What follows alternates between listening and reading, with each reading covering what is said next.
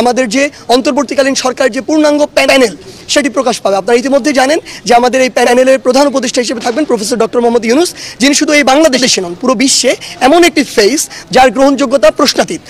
যে বললো যে আপনি সরকারের প্রধান হওয়ার দায়িত্ব গ্রহণ করেন। এই বলছে যে আপনার কাছে আমরা দিলাম, এটার বাংলার মসনদ আপনার হাতে, আপনি এটাতে বসেন। শেখ হাসিনা ডাইরেক্ট পদত্যাগ করে একবার পালিয়ে গেছে ইন্ডিয়াতে, আর যেখানে বাংলাদেশের আসল বাঘ শারজিস সে বক্তব্য রেখেছে, যেখানে বলেছে বাংলাদেশে একজন তত্ত্বাবধায়ক সরকার প্রয়োজন। আর আমরা এরকম একজন তত্ত্বাবধায়ক সরকার করে যাচ্ছি যেটা না পুরো বিশ্বের মধ্যে একবারে অনেক খ্যাতি সুনাম। তিনি হচ্ছেন গিয়ে ডক্টর মোহাম্মদ ইউনূস। আর এর মস্তর মধ্যে ডক্টর ইউনূস তত্ত্বাবধায়ক সরকার হিসেবে সবচেয়ে যোগ্য। যে আমাদের এই প্যানেলের প্রধান উপদেষ্টা হিসেবে থাকবেন প্রফেসর ডক্টর মোহাম্মদ ইউনূস।